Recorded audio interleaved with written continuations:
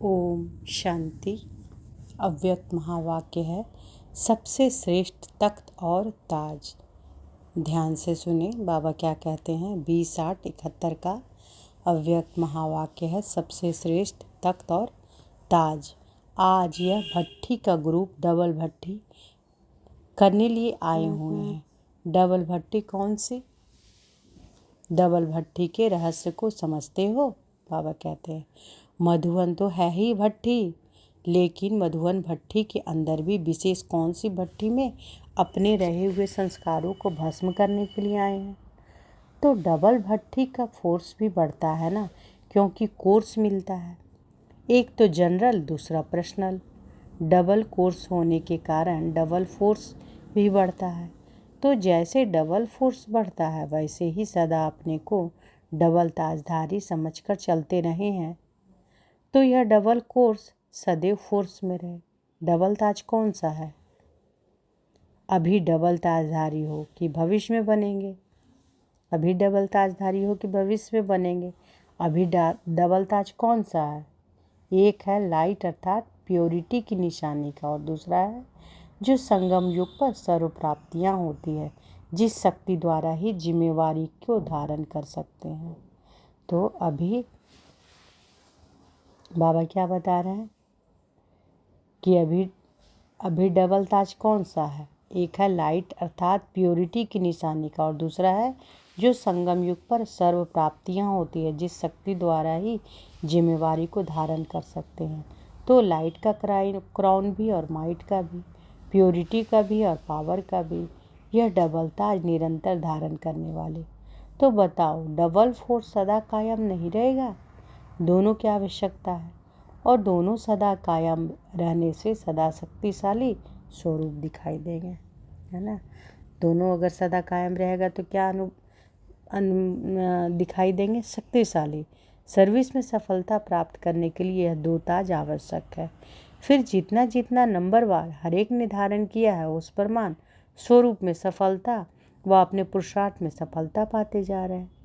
तो जिसने जितना अब नंबरवार धारण किया, उस प्रमाण क्या है? सफलता।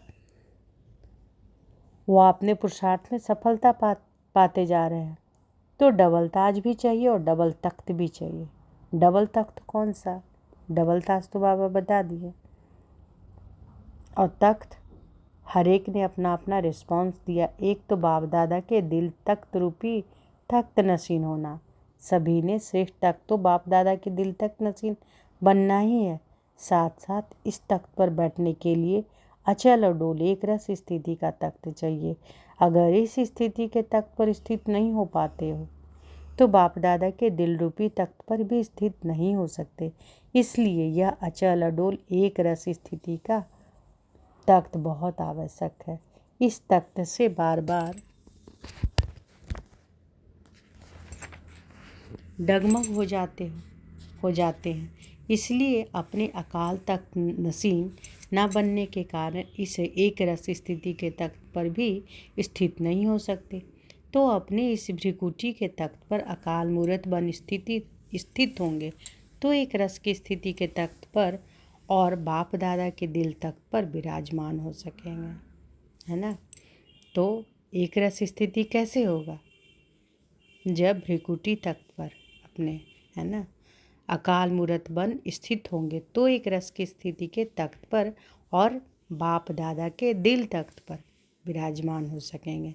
तो डबल ताजधारी भी हो और डबल तख्त नशीन भी हो, और जो नॉलेज मिल रही है वह नॉलेज भी मुख्य दो बातें की है। नॉलेज जो मिल रही है वह मुख्य दो बातों की है। वह कौन सी है? नॉलेज की मुख्य दो बातों से मिलती है ना, अल्फ और बे कहो, व रचयिता और रचना कहो।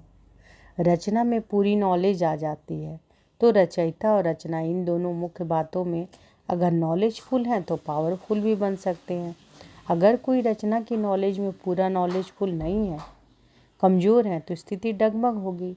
रचना की भी पूरी नॉलेज को जानना है। जानना सिर्फ सुनने को नहीं कहते, जानना अर्थात मानना और चलना, इसको कहते हैं नॉलेजफुल। जो जानता, मानता और चलता भी है ना। जानने का अर्थ ये नहीं बोलते हैं बाबा कि सिर्फ सुन लो, है ना, वो नहीं। जानना का अर्थात मानना भी और चलना भी,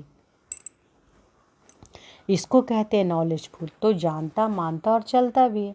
अगर मानना और चलना नहीं है तो नॉलेजफुल व ज्ञान स्वरूप नहीं कहा जाता। चलना मानना अर्थात स्वरूप बनना। चलना मानना उस अर्थात क्या है? उसके स्वरूप बनना। बाबा कहते हैं कुछ न कुछ रचयिता और रचना के नॉलेज की कमी हो जाने कारण पुरुषार्थ में कमी पड़ती है। कुछ न कुछ रचयिता और रचना के नॉलेज की कमी हो जाने के कारण पुरुषार्थ में कमी पड़ती है। इसलिए सारी नॉलेज की इन दो बातों को ध्यान रखते हुए चलो। अच्छा, यह तो हुई नॉलेज। ऐसे ही डबल कर्तव्य में ही रहना है। यह डबल कर्तव्य कौन सा है? आज 2 की गिनती ही सुना रहे हैं तो बाबा आज दो ही का गिनती सुना रहे हैं ना। हर चीज़ 2-2 बता रहे हैं ना। डबल तख्त, है ना, डबल ताज। तो बाबा कह रहे हैं कि आज 2 की गिनती सुना रहे हैं, 2 कर्तव्य बताओ।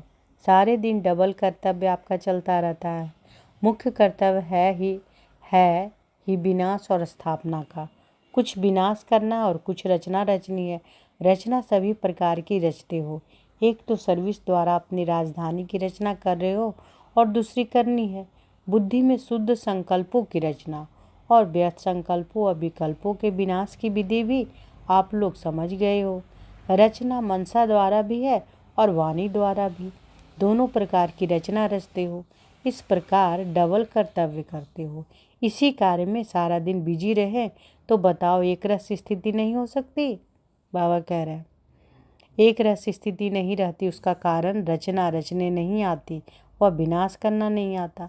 दोनों कर्तव्य में कमी होने के कारण एक रस स्थिति ठहर नहीं सकती।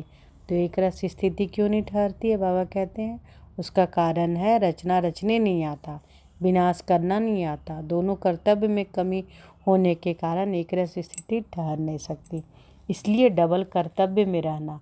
यह डबल कर्तव्य भी तब कर सकेंगे जब पोजीशन में रहेंगे। डबल पोजीशन कौन सा है? इस समय का पूछ रहे हैं। डीटी देवत्व से इस समय का गॉडली पोजीशन हाईएस्ट है। तो यह एक पोजीशन है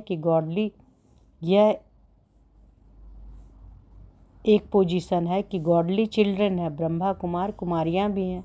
यह हुआ साकारी पोजीशन और दूसरा है निराकारी पोजीशन। हम सभी आत्माओं से हीरो पाठधारी आत्माएं श्रेष्ठ आत्माएं हैं। हम सभी आत्माओं से हीरो पाठधारी आत्माएं श्रेष्ठ आत्माएं हैं, है ना। और दूसरा पोजीशन है ईश्वरीय संतान, ब्रह्मा कुमार कुमारीपन का। यह दोनों पोजीशन स्मृति में रहे तो कर्म और संकल्प दोनों ही श्रेष्ठ हो जाएंगे। श्रेष्ठ आत्मा अर्थात हीरो अपने को समझने से ऐसा कोई व्यवहार नहीं करेंगे जो ईश्वरीय मर्यादाओं के व ब्राह्मण कुल के मर्यादा के विपरीत हो। इसलिए यह दोनों पोजीशन स्मृति में होगी तो माया की अपोजिशन खत्म हो जाएगी। इसलिए डबल पोजीशन भी सदैव स्मृति में रखो। अच्छा, डबल निशाना कौन सा है? तो डबल नशा होगा वही डबल निशाना होगा। एक है निराकारी निशाना, सदैव अपने को निराकारी देश के निवासी समझना और निराकारी स्थिति से स्थित रहना। तो बाबा क्या कहते हैं कि डबल निशाना कौन सा है? जो डबल नशा होगा वही डबल निशाना होगा। एक है निराकारी निशाना, सदैव अपने को निराकारी देश के निवासी समझना और निराकारी स्थिति में स्थित रहना। साकार में रहते हुए अपने को निराकारी समझकर चलना, है ना। साकार में रहते हुए भी अपने को निराकारी समझकर चलना। एक है सोल कॉन्शियस व आत्माभिमानी बनने का निशाना और दूसरा निर्विकारी स्टेज, जिससे मनसा की भी निर्विकारीपन की स्टेज बनानी पड़ती है। तो एक है निराकारी निशाना और दूसरा है साकारी। तो निराकारी और निर्विकारी यह है 2 निशाने। सारा दिन पुरुषार्थ योगी और पवित्र बनने का करते हो ना। जब तक पूरी रीति आत्माभिमानी नहीं बने तो निर्विकारी भी नहीं बन सकते। तो निर्विकारीपन का निशाना और निराकारीपन का निशाना।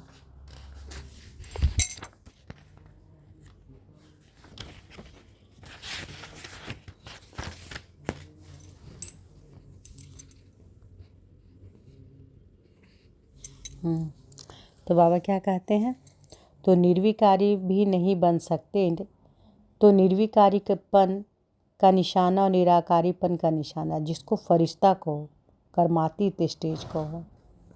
एक बार फिर से सुनिए, समझ में आएगा। बाबा कहते हैं, अच्छा डबल निशाना कौन सा है? जो डबल नशा होगा वही डबल निशाना होगा। एक है निराकारी निशाना, सदैव अपने को निराकार देश के निवासी समझना और निराकारी स्थिति में स्थित रहना, साकार में रहते हुए अपने को निराकारी समझकर चलना।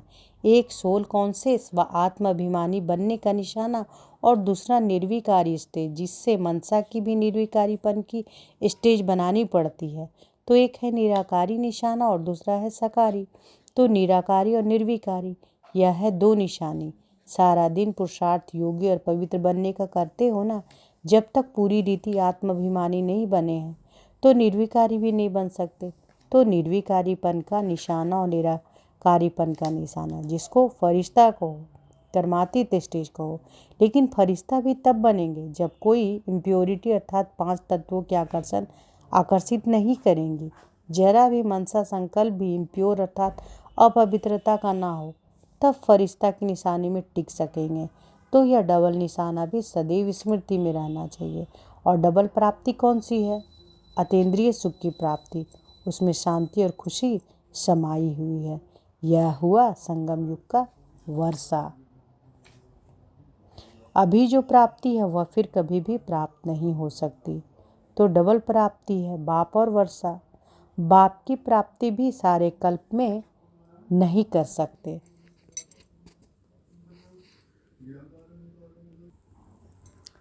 और बाप द्वारा अभी जो वर्षा मिलता है वह भी सारे कल्प के अंदर अभी ही मिलता है, फिर कभी भी नहीं मिलेगा। इस समय की प्राप्ति अतीन्द्रिय सुख और फुल नॉलेज। इस समय की प्राप्ति क्या है? अतीन्द्रिय सुख और फुल नॉलेज, फिर कभी भी नहीं मिल सकती। तो 2 शब्दों में डबल प्राप्ति, बाप और वर्षा। इसमें नॉलेज भी आ जाती है तो अतीन्द्रिय सुख भी आ जाता है और रूहानी खुशी भी आ जाती है, रूहानी शक्ति भी आ जाती है। तो यह है डबल प्राप्ति, समझा? यह सभी 2 बातें धारण तब कर सकेंगे जब अपने को भी कंबाइंड समझेंगे। एक बाप और दूसरा मैं, कंबाइंड समझने से यह सभी 2 बातें सहज धारण हो सकती है। भट्ठी में आए हो ना, तो यह सभी 2 बातें सुनाई व अच्छी तरह से स्मृति स्वरूप भट्ठी में बनकर जाना। सिर्फ सुनकर नहीं जाना, सुना तो बहुत है, सुनना अर्थात मानना और चलना अर्थात स्वरूप बनना। तो ज्ञानी हो लेकिन ज्ञान स्वरूप बनकर जाना, योगी हो लेकिन योग युक्त युक्ति होकर जाना, तपस्वी कुमार हो लेकिन त्याग मूर्त भी होकर बन जाना। तो बाबा क्या बोल रहे हैं? सुनना अर्थात मानना और चलना अर्थात स्वरूप बनना। तो ज्ञानी हो लेकिन ज्ञान स्वरूप बनकर जाना, योगी हो लेकिन योग युक्त युक्ति युक्त होकर बनकर जाना, तपस्वी कुमार हो लेकिन त्याग मूर्त भी बन जाना। त्याग मूर्त के बिना तपस्वी मूर्त बन नहीं सकते। तो तपस्वी हो लेकिन साथ साथ त्याग मूर्त भी बनना है। ब्रह्मा कुमार हो लेकिन ब्रह्मा कुमार का ब्राह्मणों के कुल की मर्यादाओं को जानकर मर्यादा पुरुषोत्तम बनकर जाना। ऐसे मर्यादा पुरुषोत्तम बनो जो आपके एक एक संकल्प वायुमंडल पर प्रभाव डाले। ऐसे पावरफुल बनकर जाना। पावर है लेकिन पावरफुल बनकर जाना। जो फूल होता है वह कभी फेल नहीं होता। फूल की निशानी है, एक तो फेल नहीं करेंगे, दूसरा फेल नहीं होंगे और फला नहीं होगा। तो फूल बनकर जाना। इसलिए भट्ठी में आए हो तो क्या सीखना है? बहुत पाठ पढ़ा, इतना पाठ प्रैक्टिकल में पढ़कर जाना। पाठ ऐसा पक्का करना जो प्रैक्टिकल एक्टिविटी पाठ बन जाए। एक पाठ होता है मुख से पढ़ना, एक होता है सिखलाना। मुख से पढ़ाया जाता है, एक्ट से सिखाया जाता है, तो हर चलन एक एक पाठ हो। जैसे पाठ पढ़ने से उन्नति हो जाते हैं ना, इस रीति से आप सभी को एक एक एक्ट ऐसा पाठ सभी को पढ़ाए व सिखलाए जो उन्नति को पाते जाए। पढ़ना भी और पढ़ाना भी है। सप्ताह का कोर्स तो सभी ने कर लिया है ना। साप्ताहिक कोर्स जो किया है वह फोर्सफुल है या सिर्फ कोर्स किया है? कोर्स का अर्थ ही अपने में फोर्स भरना। अगर फोर्स नहीं भरा तो कोर्स भी क्या किया? निर्बल आत्मा से शक्तिशाली आत्मा बनने के लिए कोर्स कराया जाता है। अगर कोर्स का फोर्स नहीं तो यह कोर्स नहीं हुआ। तो वह कोर्स हुआ, बाबा कहते हैं। तो अगर कोर्स का फोर्स नहीं तो वह कोर्स हुआ, तो अभी फोर्सफुल कोर्स करने के लिए आए हो ना। डबल तिलकधारी भी बनना है। डबल तिलक कौन सा है? रोज़ अपना तिलक देखते हो? अमृत वेले जब ज्ञान स्नान करते हो तो तिलक भी लगाते हो।